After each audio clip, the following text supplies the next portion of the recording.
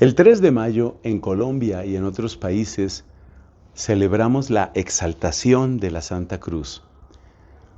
Así también hay que decir que en otros lugares esta fiesta se celebra el día 14 de septiembre. Yo quiero detenerme hoy en la palabra exaltar.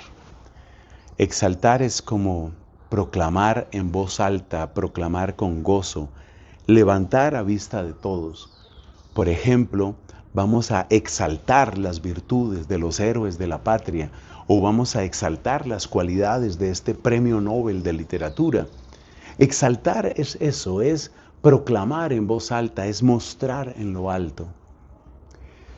Y por supuesto que parece una contradicción porque todos conocemos, yo creo que todos conocemos que la cruz fue diseñada ante todo como un instrumento de tortura, como una forma absolutamente aberrante y cruel de humillar a una persona y de producirle, de infligirle el máximo dolor hasta llevarle a la muerte. Y por eso, pues repito, parece una contradicción que nosotros exaltamos algo que en el fondo fue hecho para humillar, para torturar y para matar a los peores criminales, o así lo miraban los romanos en aquel tiempo.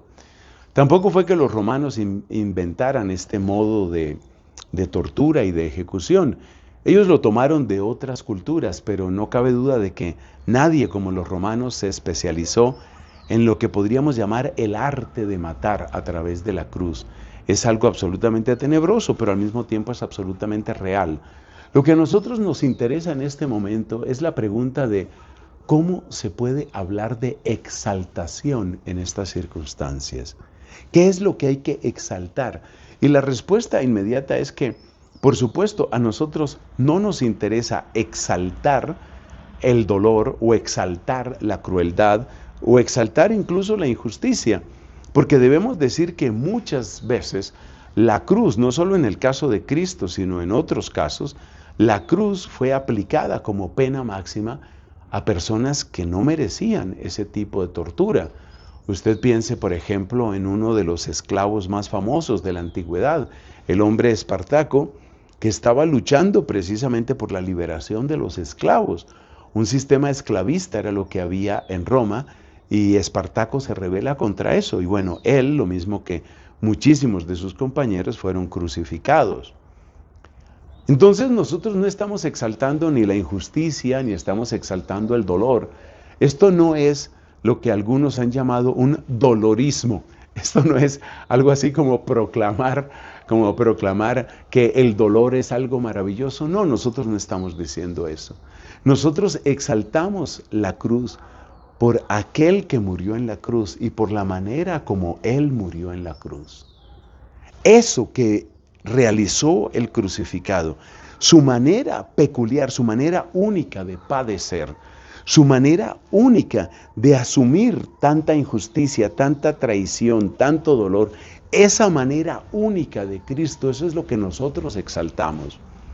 Y es tan grande lo que Cristo logró en la cruz que después de ser el símbolo por excelencia de la muerte y de la injusticia, pues la cruz ha pasado a ser un símbolo de salvación y un símbolo de esperanza para nosotros. Así, por ejemplo, nuestros hermanos, los monjes cartujos, tienen ese lema que me parece bellísimo. Ellos dicen, Stat crux dum volvitur orbis. La cruz permanece firme, firme como ancla de esperanza, firme como camino de salvación, mientras el mundo da y da vueltas. Eso es lo que traduce el lema de los cartujos, Stat crux dum volvitur orbis. Así que mis hermanos queridos, cuando nosotros hablamos de exaltación de la Santa Cruz, estamos hablando de lo que sucedió ahí, es decir, de la manera de orar, de la manera de amar, de la manera de interceder, de la manera de sufrir con tanta paciencia, con tanta mansedumbre, con tanta caridad. Todo eso sucedió en la cruz. Y como todo eso sucedió en la cruz, nosotros exaltamos lo que sucedió en la cruz, exaltamos el amor y la virtud del crucificado. Démosle la gloria, démosle la alabanza y repitamos con San Pablo, yo no me avergüenzo de la cruz de Cristo. Repitámoslo, yo no me avergüenzo de la cruz de Cristo. es fuerza de Dios, es salvación de Dios para todo el que cree. Pues la gloria y la alabanza para Cristo, y bendita la cruz por la que nos vino la salvación. Amén.